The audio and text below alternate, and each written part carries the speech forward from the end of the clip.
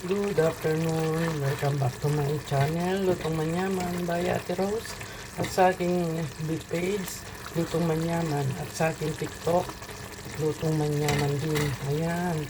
Siyempre, nag-isa tayo ng bawang sibuyas. Nung nag-kulay brown yung sibuyas at bawang, nilagay ko na yung dalawang okay sardines na maliliit lang.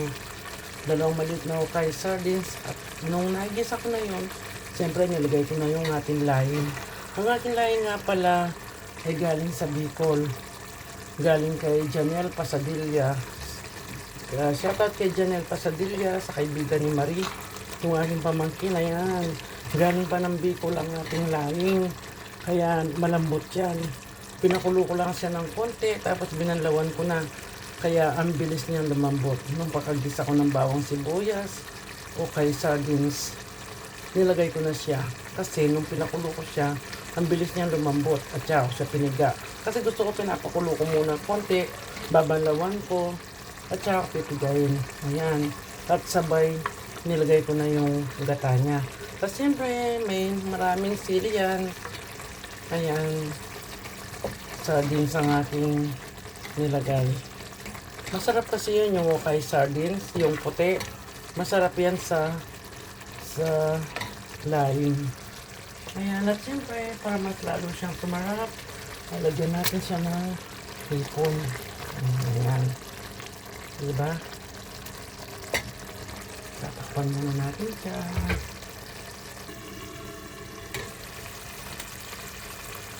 Hindi ko na agad nilagay yung ating hipon kasi para di siya ma-overcook.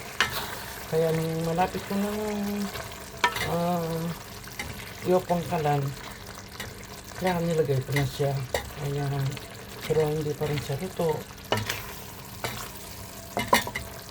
Ayaw ko lang siya talagang ma-overcook. Ayan.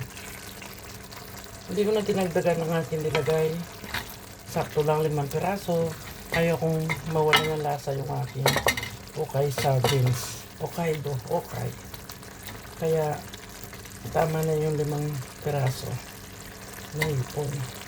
Ayan, at napakasarap niyan. Iba talaga yung laing galing Bicol. Ayan, no? Tsaka siyempre, sariwa yan.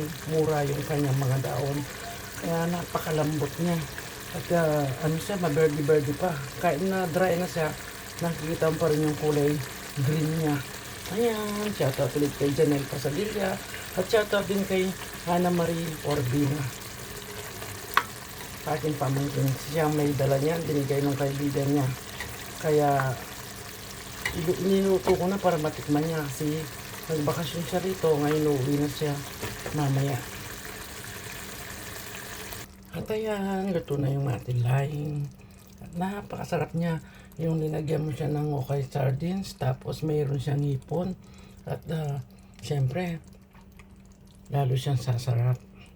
Ayan.